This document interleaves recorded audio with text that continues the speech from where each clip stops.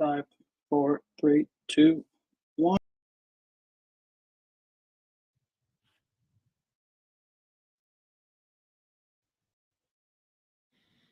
Oh, yes. Oh, that's smooth for a first night and a first show. What's good, everybody? Welcome into our brand new episode and brand new show here at BTT. It's called BTT, The Last Word. Every single Monday night, we're going to be live right here after Monday Night Raw, breaking down everything, talking about our best bets. We're talking about a lot of different things, but everything's about Monday Night Raw. You guys asked for it, and that's why we're here. 2 big shows now every single week, and my partner, as always, you can follow him on the Twitter at BTT_Tommy C. Big Tommy C. Good evening, sir. Our first time doing it, and I can't wait to get right into this stuff going on tonight, Coach. Oh, yes, we do. Shout out to my man, Tony, the Tantalizing Wrestling Show, already right here, and he's tuning in tonight. I heard you talking about us. I met him over the weekend. We talked about a few things, and I know he's going to tune in, and his wonderful daughter as well. So, Tommy, this is what the show is going to be all about, because regular BTT, we have interviews, we talk a little bit. We also have the War Room on BTT Plus, but this is where we're going to really break down what happens on Monday Night Raw. If fans want to come into the chat, they can ask us any questions that they want. We'll answer them for you in real time. But we're going to call the opening segment The First Word. Very, very, very creative. I think so, Tommy. And we got to start. And there's a lot to break down tonight. I don't know that I've ever seen 2 people in more pre-tapes in a 3-hour show than Rhea Ripley and Dirty Dom. And I got to be honest with you. I've only been watching Tommy for a few months, like every single week, every single show. It is cringy to me. The whole thing is cringy to me. But for some reason, I'm into it. And Dom is so over because I think, like Michael Cole says, he's just a toolbox. Let's start right there. What did you make of the whole thing from the start and all the way through the night? I got to tell you, Coach, Rhea and Dom have a little chemistry going there. You throw Liv in there, who's really brought up her game like a big 180, turning her stuff around. And Dom is just a walking heat machine. Soon as he opens his mouth, he gets a reaction. Half the boys in the back would love to get the reaction that Dirty Dom gets soon as he opens his mouth. And tonight he tried to come out like a little baby face with the black rose, and Rhea was having no part of it, Coach. And it got to be interesting all night long. But here's the thing, Tommy, and this is the one thing, because we're going to talk about the good, but we're also going to talk about the bad. And Rhea Ripley's promo voice, and I know I'm a stickler. I know I'm splitting hairs here. I like her regular talking and promo voice, but then when she's in the ring and she started off with the crowd's going bananas, I don't like that voice. I just don't. Now, maybe that's just me, and maybe I'm picking it apart. But when Dom comes out, it's probably been since maybe me, Tommy, that a heel that's not supposed to be this big, tough guy heel has had the heat that this dude has when he comes out. And I thought it was really smart writing, too, to not have Liv come out at the beginning. Right. But you remember right here on the show, Tommy, maybe a month or 2 ago, and I said that Liv did not have what it takes to be the women's champion and to carry that mantle through the summer. Yep. I was wrong.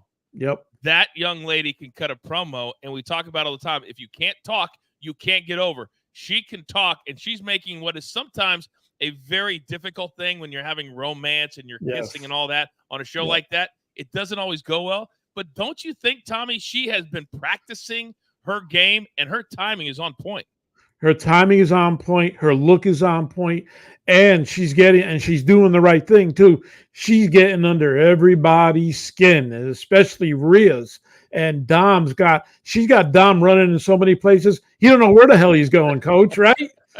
And I love my man Pat McAfee and Michael Cole just making those little digs at him, and then he goes back and I think this is what I love about having the Judgment Day, and you've got Carlito making all these stupid, funny little jokes, and they're all teasing him. It's almost like having your little brother run around with you and your cool friends when you're like 2 or 3 years older, right? And they're just hoping that he screws up, and then the boss, the dad, or the big guy of the group, Damian Priest, always seems to come around the corner just at the right time, doesn't he?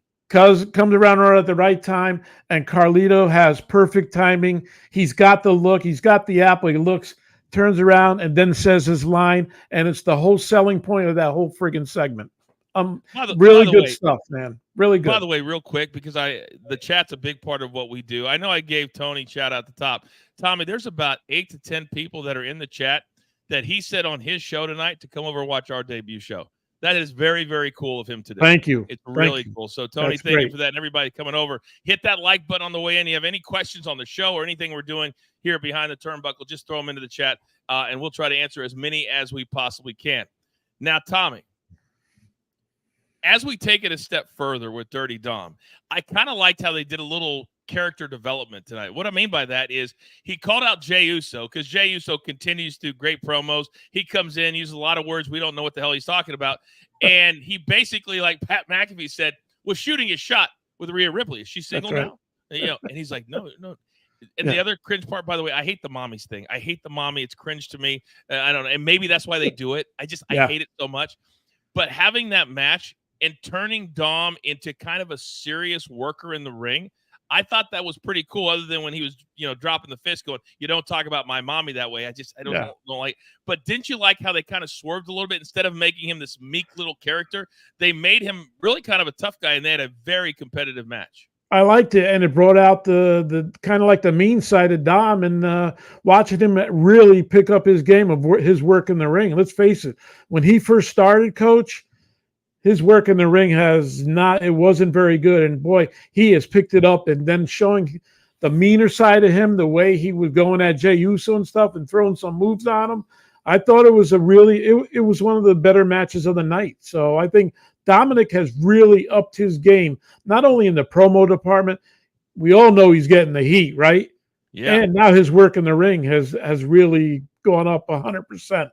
In my eyes, at least. You got to do all three of them, right, Tom? You got to be able to do the backstage promos. You got to be able to do the promos in the ring. And then you got to work in your match. And especially, Tommy, and this is why I hate a 3-hour Raw, and I'm always going to hate a 3-hour Raw. It was a 3-segment match. Yep. And what people don't know when they're watching at home, and those in the arena in Dayton, great arena, by the way. Yep. We've got a lot of stories about Dayton that we'll tell someday on the premium side, of course. Tommy, they have to then kill 4 minutes 2 different times, and it just kills the energy. It kills the match. It kills the crowd. I don't like the multiple segment matches, but they have to do it sometimes. Let's face it. They've only got about 15 talent that they roll out on Raw every week. They're not a super deep roster right now, at least from what I've seen. What do you think? Well, at least this show tonight, Coach, everything was a double match segment. Every match was backstage match, another match, and then it was just on and on. Part 1, part 2, part 1, part 2. Theirs was part 3. And that's why I, in the beginning, I thought, wow, we always see the promo in the beginning of the show. I just thought it got a little uneventful to me, showing those double match segments. It gets to you. Was 20 minutes. The top was 20 minutes with Rhea and them, and shout out to Lee, shout out to Rich, shout out to Tony again. If you have any questions, put them in the chat. Thanks for coming on with us. Very first episode of The Last Word. We're going to be here live every single Monday night, starting tonight after Monday Night Raw. Now, a segment, Tommy, I didn't like at all because it was the Damian Priest and the Gunther. And when it comes to promos, I'm very, very critical because I used to pride myself on the promos that I could cut or that I would cut or the things that I was a part of. And you've got to keep it short. You got to keep it succinct, and you've got to be able to understand what you're saying. And I know Gunther's over, and I know people love Gunther, but there's a lot of words that you could tell the writer was trying to get too smart, or what I like to call too cool for school. Right. You can't write certain words, Tommy, for a guy that doesn't have the English language locked down. And then you have Damian Priest coming back at him, talking about how he worked in the streets and just went back and forth about 8 or 9 times. It was way too much. Too much. Well, here's the thing, Coach. We're 2 weeks out from SummerSlam, right? Mm-hmm. Is there any heat at all between these two guys? They're bringing the heat out right now, and they're making it personal with the streets, and your parents didn't bring you up right. So they're trying to create heat with these guys right away, and that's what they try to do tonight with that segment with Damian there, then Gunther coming out, and then really hitting below the belt. Oh, your parents didn't bring you up the right way. My parents, this, I was privileged in that. So what they're really trying to do in a 2 weeks, Coach, is bump up this heat big time between Damian and Gunther, and that's what they're doing, Coach. The package and everything. So we've seen it so many times. We've seen it so many times where they'll forget about a storyline. And then I remember at WrestleMania 18 when Rock fought Hogan, and then that was the night that Triple H and Vince decided that the World Heavyweight Championship was going to mean more than everything else, so it had to be the last match. How do you forget about the World Heavyweight Championship going into SummerSlam? And that's essentially what they've done, because Damian Priest was in all those backstage segments the last 2 weeks because Dom was a bigger star on the show than the World Heavyweight Champ. Yep. I know that may not be a popular opinion, Tommy, but that's fact. That's how they've written the show. So tonight you're trying to get your World Heavyweight Champion back to where he needs to be. Well, they also forgot about Gunther. When's the last time you saw him on the show, Coach, to do anything? I mean, keep this guy relevant, right? He was only the Intercontinental Champ for how many days after he lost he lost his championship? We didn't see him, and we haven't seen him in the past couple of weeks. So how are you going to make this main event match where Damian's going to face Gunther, and now you're ramping it up 2 weeks out with a package, and then they're face-to-face, right? And then later on again. So it's really weird how Gunther has not been on the shows, and probably he's one of our top 5 superstars on the Raw roster right now. It's really, really crazy how he got forgotten. And by the way, hey, folks, it's one of the biggest PLEs of the year, right? SummerSlam. And now you're ramping it up right now, 2 weeks out, bringing him out there and then hitting below the belt about the parents thing because he knew he would get to you. And Coach, any other way to get instant heat than that, right? Am I right or wrong on that? It's always low-hanging fruit. You know, it's always an easy way to go about it. Very easy. Also, let's remember too, SummerSlam is probably as early as it's ever been. August. I know. I've never known it to be that early. So maybe it snuck up on them as well. And then they did not do Braun Strowman any favors tonight. I mean, I don't know that he's ever been in the greatest shape, but he just is so big and so heavy right now and doesn't, he's still trying to do those moves running around the ring, and he just doesn't have the speed, the stamina, I don't know what, but I know he was cut and they brought him back, and I've always loved Braun Strowman as a human being, but tonight you knew he was going to be a sacrificial lamb because he was in the middle of those two. So they didn't do it. And I'm sure, knowing some guys like I know them, I'm sure he was complaining all day. Oh, I'm sure. Yeah, he does. Probably. You're probably right. And by the way, he's another guy. They have nothing, they have nothing for him, Coach. Yep. Right? There's no storylines with him right now. Like sometimes you get re-signed to do house shows, and that's just the honest truth. They got to fill out 8 or 10 matches at a house show. You saw those promos, Tommy, during the night. They sold out in Mexico. They're red hot in these house shows, but you got to have enough matches. Yeah. Sometimes you get re-signed for that. And McAfee, that's okay.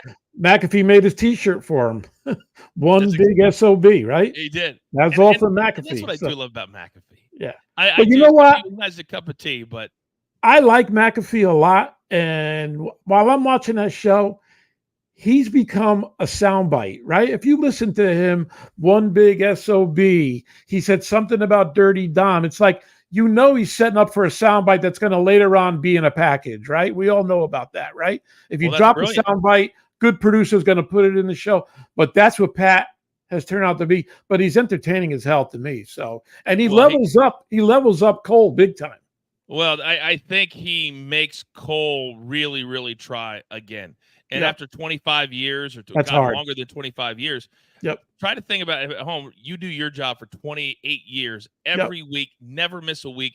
Right. You'd have some off years too. And I'm not saying that he did, but sometimes you got to be re-energized. And I think that's what McAfee does for him. I don't think there's any way, Tommy, they put Joe Tessitore with Pat McAfee and split those two up. Doesn't work. Any way they do that. That doesn't work. I find it quite hard for Tessitore, Corey Graves, and Wade Barrett. Now you got 2 color commentators, right, with Tessitore. So who's going to get one over on each other?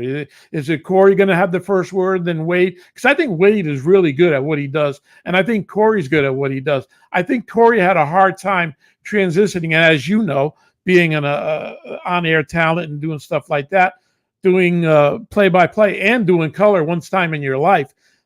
Transitioning to play-by-play is a lot harder than going to color, I think, in my opinion. Am I right or wrong? Well, I mean, I've done it all. And I know. And I don't dislike Corey, but I've been very open about the fact that when I went back in 2018, part of the reason that didn't work is because Corey Graves did not want to work with me. When you do a 3-man dance, And this is why Pat McAfee has all the freedom in the world. Yep. Michael Cole knows how to set up a partner. When you've got a third person in that booth, now you've got to set up two guys, still get in the play-by-play, and they still got to get their stuff over. Yep. When I was doing it coming back from ESPN, and the biggest mistake I made, Tommy, was listening to Vince. He's like, we got to keep the ESPN coach. We got to keep that credibility. No, I needed to be heel coach, and I needed to heel on Corey Graves, which I didn't do. And Corey had been established for several years in the WWE, and they kind of pushed me out and said, no. And imagine if I would have come back and, sorry, I didn't make this about me, but if it was just me and Cole or me and somebody else, now you have the freedom to get your own character over, and you don't have to fight with a guy who doesn't want to put you over at the other end of the table. And that's what Corey did. That's just that's fact. That's what he did. He never wanted to meet with me. He never wanted to talk to me and didn't want to, So I hate three-man booths, and Pat McAfee and Michael Cole, they're the reason. And you look at them like, that's amazing. It's amazing. And Rich said, I don't like three-man booths either. Thank you. Oh, look who it is. The man in the house, our numbers guy, Rafael Esparza. By the way, Tommy, I put out my best bets today. Yep. There's odds on Monday Night Raw, not just the pay-per-view. Do you know who makes those odds, Tommy? No, I don't. Rafael Esparza makes those odds. Wow. Welcome. Yeah. Welcome, Rafael. Yeah. He'll be a part of BTT moving forward. Make no mistake about that.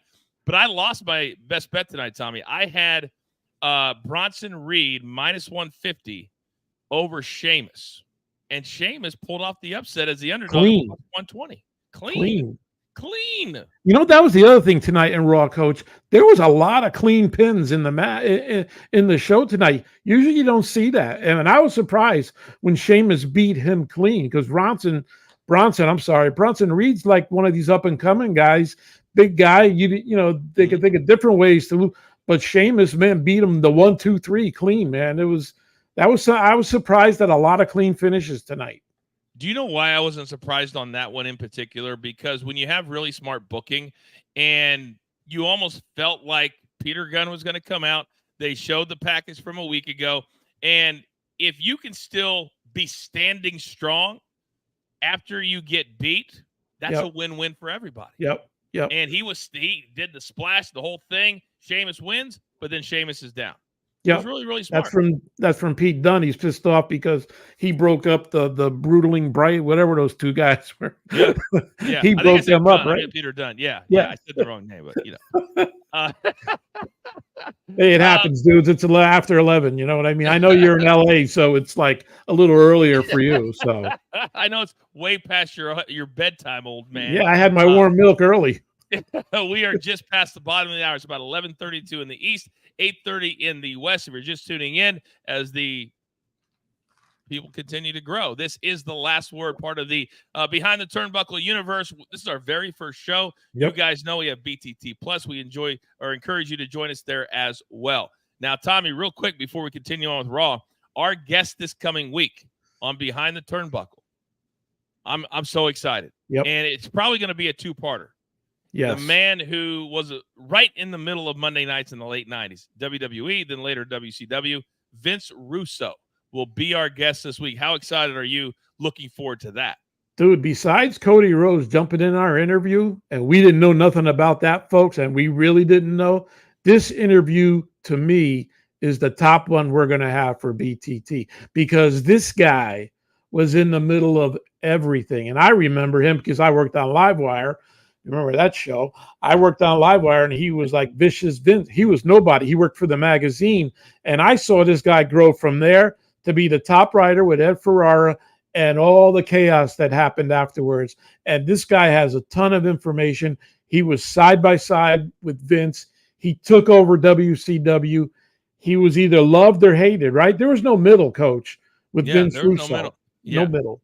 We've got a lot of questions we're going to ask him, and we actually tape it tomorrow, and it'll drop later this week. Turn on your notifications every single time. We do have a question from the chat. Rich says, fellas, I have a question for you. Why are the majority of the matches with Sammy and Braun ending up in DQs? Is this to somehow integrate more wrestlers into the IC title race at SummerSlam? Well, Rich, here's kind of the deal.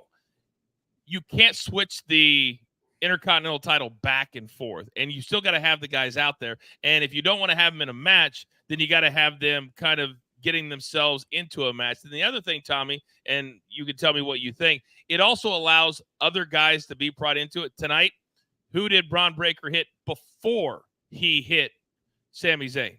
Well, his opponent. So now his opponent somewhere down the line can show up, and it makes sense. It's all about storylines and storytelling, and also allowing Sami Zayn to stay the champion.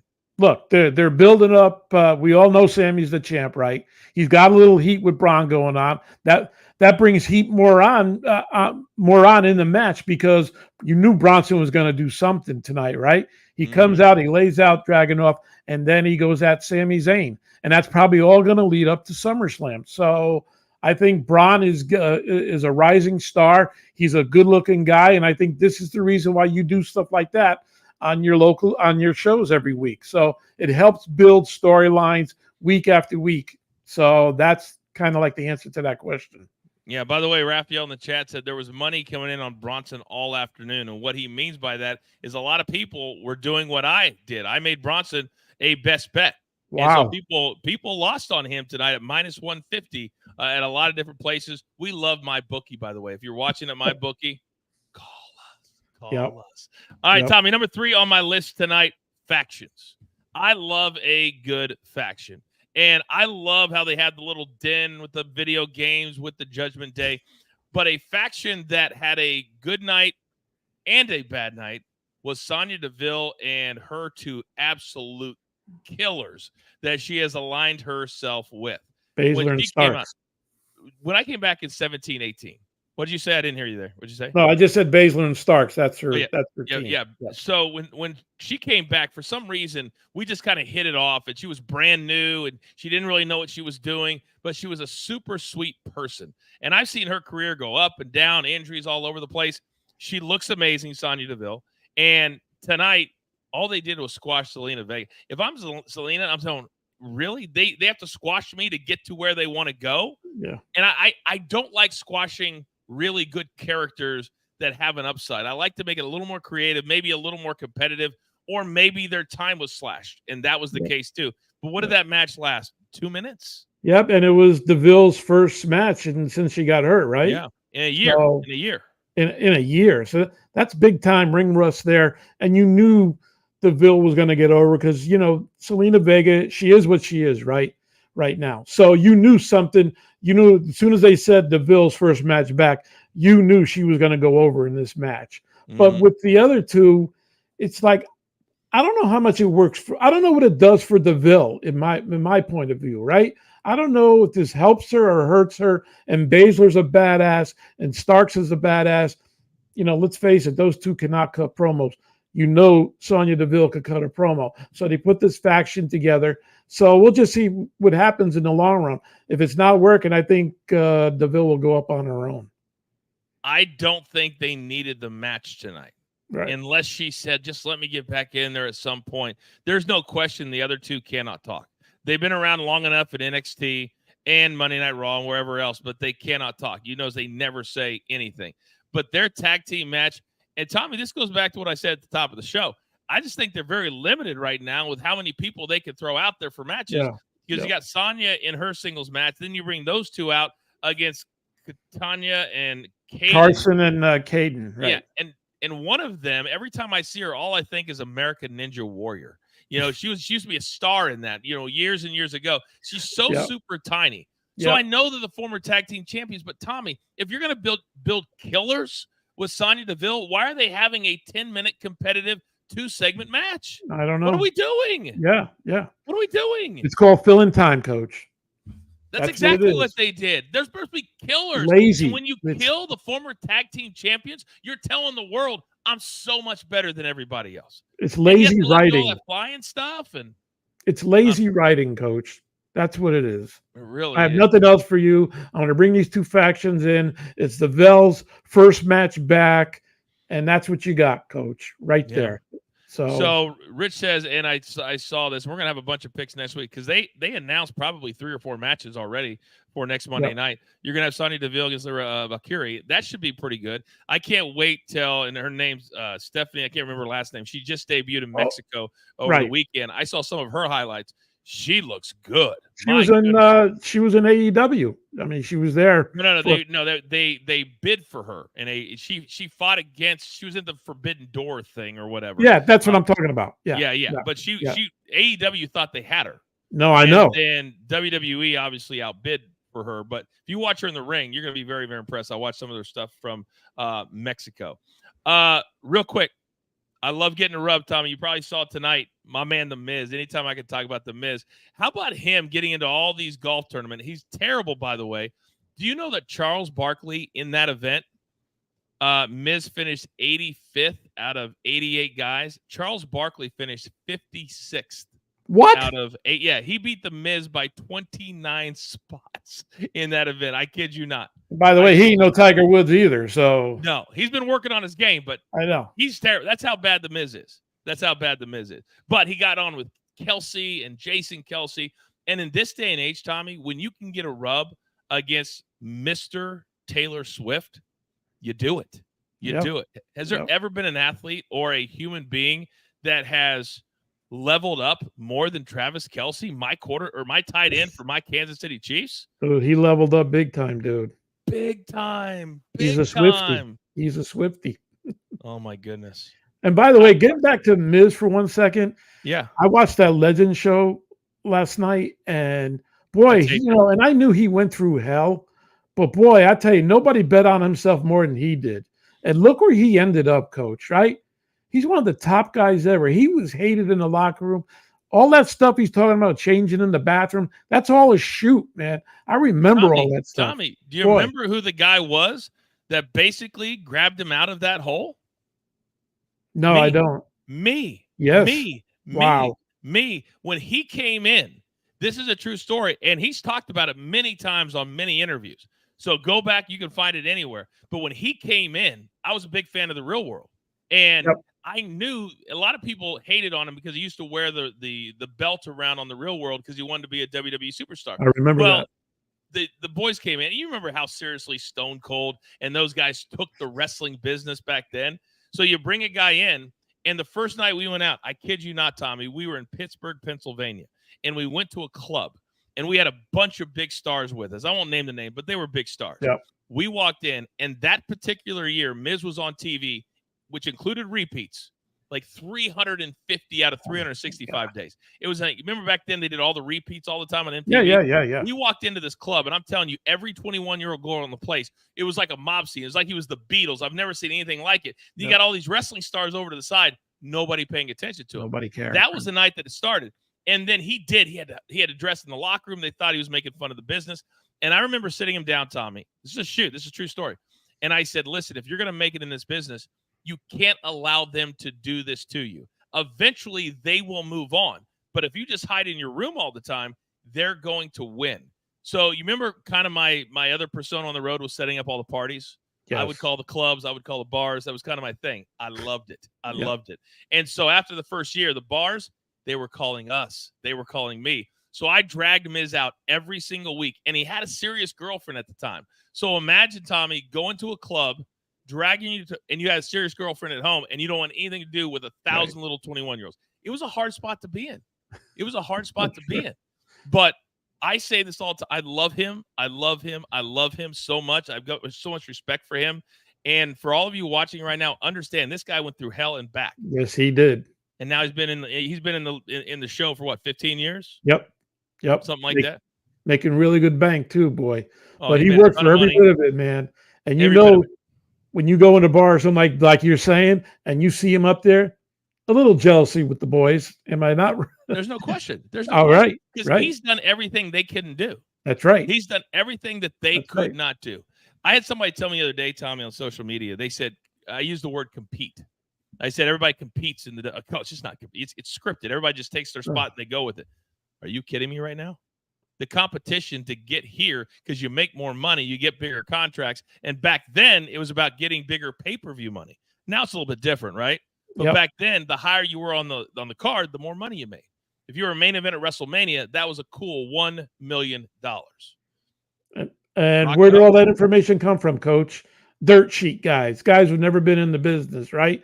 or That's right. podcasters that are not the real deal. I'm not going to go off on that, but that's my point is people are getting their information from people who haven't been in the business. Everybody, we're in the business. Listen to us. So somebody's told me the other day, they go, man, Tommy loves saying that. He goes, Tommy loves saying, we're the real deal. We're in the business. That's who he, I go, he does love it. I said, and I'm never going to tell him not to say it. Damn That's it. right. I love when he says it. That's right. All right. Getting back to the shows. There's some other things tonight, and we're just tuning in. God, this has been 30 minutes. It's felt like 30 seconds, Tommy. Yep. This is so much fun, and I knew that it would be. Chad Gable and the Wyatt Six.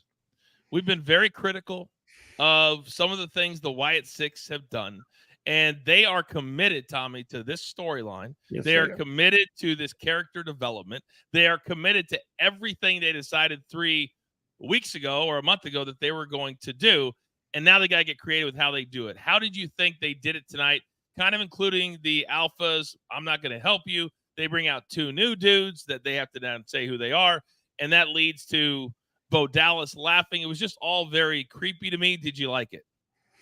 I liked it, Coach, because I like moving slow on storylines, as you know. I like telling stories. So tonight was Eric Rowan's turn, right? They did that little interview. I like the way they did it. Then they all come out.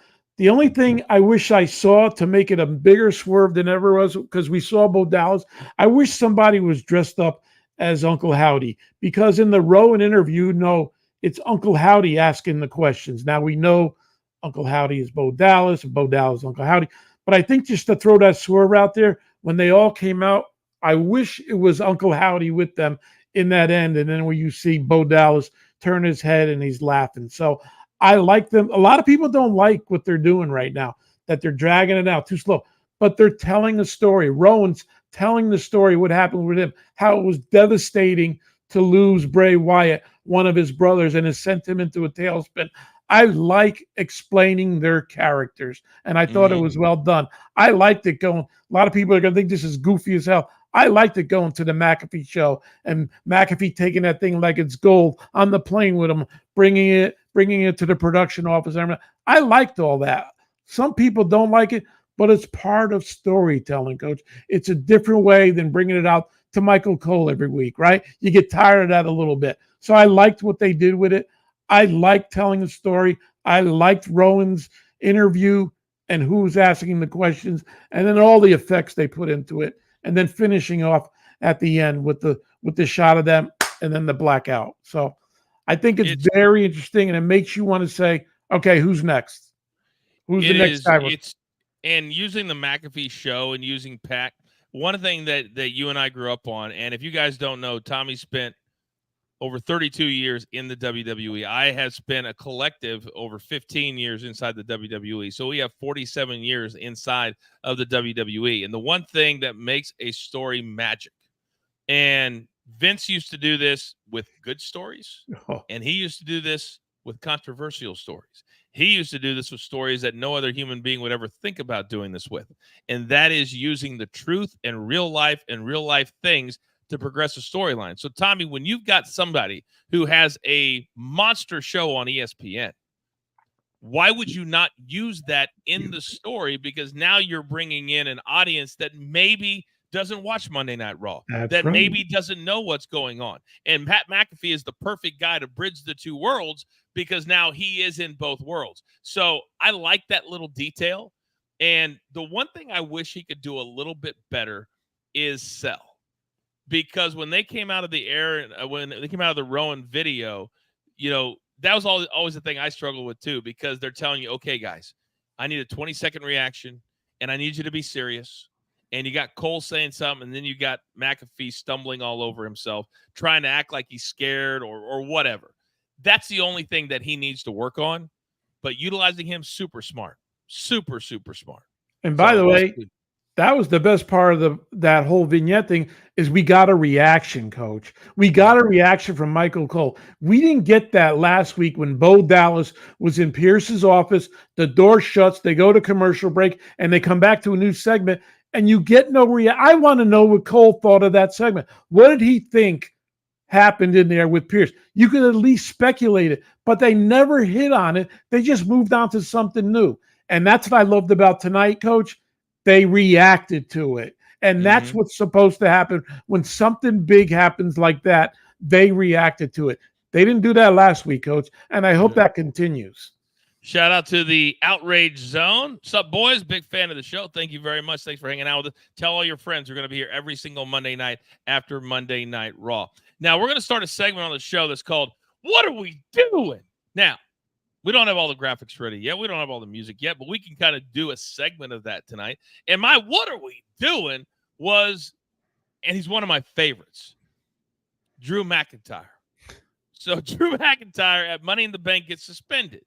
So if you're suspended, why then would 9 days later you just show up on Raw and you get a walk-in in the back of the arena to come out to the ring with Adam Pearce? Right. And if you're Adam Pearce, what world are you living in where you tell Drew McIntyre, look at me when I'm talking to you? Yeah. Look at me when I'm talking to you. This is Drew McIntyre. He's a killer.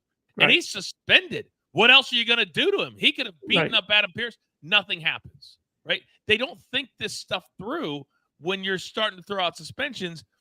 And then at the end of that, Tommy, and then I'll have you react. And I just don't understand the whole Seth Rollins involvement in this. And Michael Cole takes it all the way back. You remember WrestleMania? Yeah, that was 3.5 months ago. Who cares? And even at Money in the Bank, he wasn't really the story. It was CM Punk and Drew McIntyre. So he keeps coming out, and I just can't seem to know why he would want to save Adam Pearce for any reason. I don't get where this is going, Coach. First of all, he brings them out, brings the two refs in the ring. You knew he wasn't apologizing to those two refs. If anything, I thought he was going to wrap them in the head or something like that. Well, as Pearce, as Pearce is saying, well, we hope Punk, we're waiting to see what happens with Punk, blah, blah, blah. And then they finished the whole segment with saying, you're suspended again. I'm like, what the hell just happened? Wait a minute, Coach. Did we accomplish anything from that segment besides taking time up? Am I right or wrong? No, you're right. You're right. Drew pissed off again. Pearce feeling his oath and telling me, hey, look at me when I'm talking to you. You imagine if he said that to Steve Austin? He would have been stunned right there. Hey, I'm suspended already. So what's it going to do? Cost me another $50,000 or whatever? And then you ask him to apologize to the two midget refs. I hate to say. Oh my God. My God. Like what did you? All right, let me just ask everybody. I love when you get fired up. Right. What did you get out of that segment besides when you started, you were suspended, and when you ended, you're suspended? So where does it go? And we got 2 weeks from SummerSlam. And we don't even know yet because we used to call it getting the cheap pop. Mick Foley used to be like, right here in Dayton. Adam Pearce was looking for the cheap pop tonight. He goes, I'm sure the crowd wants to see you and CM Punk. Well, no shit. We've been wanting to see it for months now. Right. But CM Punk has been hurt. And we know that. And so he didn't even, unless I missed it, he did not make the match for SummerSlam yet, correct? No. But then they promoted CM Punk live next week in Green Bay. Right. Which is just an hour from his hometown of Chicago. So I guarantee you they're thinking he'll be the hometown hero there as well. And then are we going to make it with a week left? Or I guess it would be a week and a half. It's so weird with the times now. But to me, when you have a big match like that, that's probably going to be what, Tommy? The second or third biggest match on the card. And it's not made yet 2 weeks in advance. Is it going to be either? Yeah, is Punk going to come in Green Bay, open the segment up and say, I'm begging you, I don't care what you got to do, but I want Drew in this ring at SummerSlam? Is it going to be they're going to make Punk make the match? We don't know. I don't think Punk's stupid. I mean, we see what we see. And Punk is not half the size of Drew McIntyre, but McIntyre's a beast. And he'd be dumb to call out Drew McIntyre. Somehow he's got to be forced into the match, or just Adam Pearce makes the match and CM Punk says, okay, this is what I got to do. But if he calls him out, in reality, would anybody ever call Drew McIntyre out for anything? The answer is no to that. No. So let's make this reality-based a little bit. Yeah, I don't get it, Coach. You're suspended again. Okay. He was suspended when he came in. He got the free pass. He wouldn't do what you want to do. And now you suspend him, and we still don't know what's going to happen at SummerSlam, right? Is Drew going to have a match? Is he not going to have a match? So that was a waste of 10 minutes, Coach. They didn't advance anything. Am I right or wrong? They No, didn't you're right. advance anything at all in that segment. You're right.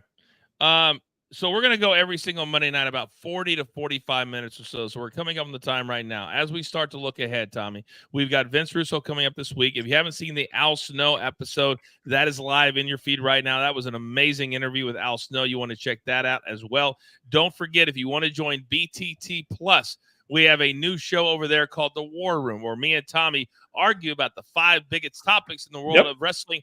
We tape that tomorrow. I guarantee you there'll be something from Monday Night Raw in that show as well. We're also starting live Q&As, and also tonight we're announcing that our very first live watch-along for BTT Plus members will be at SummerSlam. We'll watch it live together. Yep. We'll comment on it and talk about it for, hopefully, God willing, only 3.5 hours. If it's one of those 5-hour nights, Tommy, I'm just gonna blow my head off.